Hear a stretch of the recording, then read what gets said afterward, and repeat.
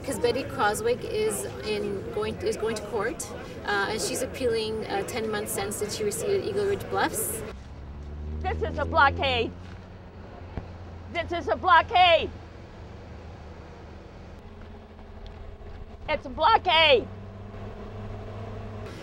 It was meant to be quite a small rally, but then there was a new development where the Attorney General, it was found that the Attorney General in his submission to the court provided two authorities, which is case precedents, referring to two cases of pedophilia where the crimes were repeat offenders.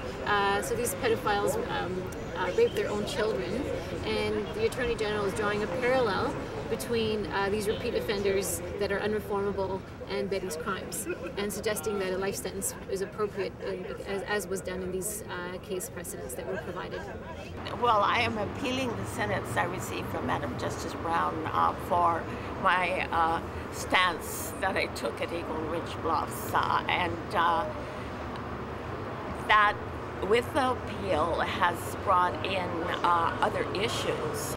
And we cannot believe that the Attorney General, Crown Counsel, is likening her stand to the criminal, violent activities of pedophiles. It's beyond us to understand how they can draw any parallel. There's something terribly, terribly wrong with a world that puts beautiful, community-committed, environmentally committed women like Harriet Nahaney and Betty in jail, and lets the crooks who are stealing our rivers and our land and our water and our communities and destroying our communities make them rich and elect them to office and allow them to run our governments. I'm astounded and I'm beside myself today because the courts would actually allow Crown to use a case of a pedophile as an argument to lock up Betty. And it's important to realize that she was not prosecuted under the Criminal Code of Canada. She was not charged with breaking any law. Rather, the process that led to her arrest and conviction arose from the fairly benign act. She and Harriet Nahaney sat or stood on a piece of public land in symbolic opposition to the construction crews that were about to lay waste to it.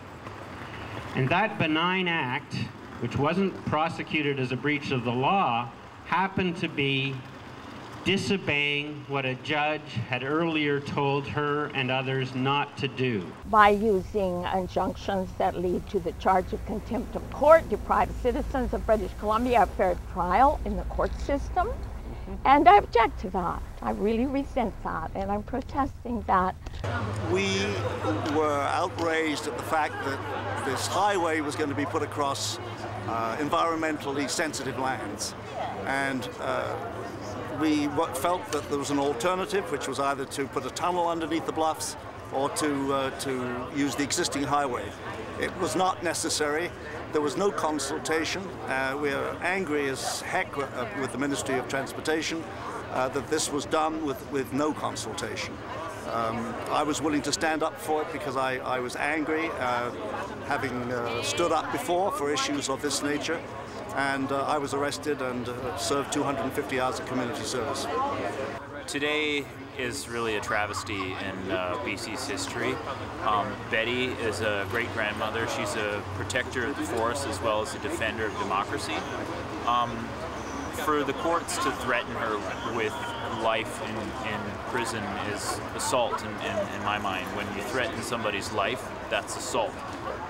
Well, I presented my arguments. The Crown did a rebuttal. I did a rebuttal to their rebuttal. And the decision is reserved. We won't know. Maybe, who knows, 2-3 weeks or more. Maybe, I don't know. You never know.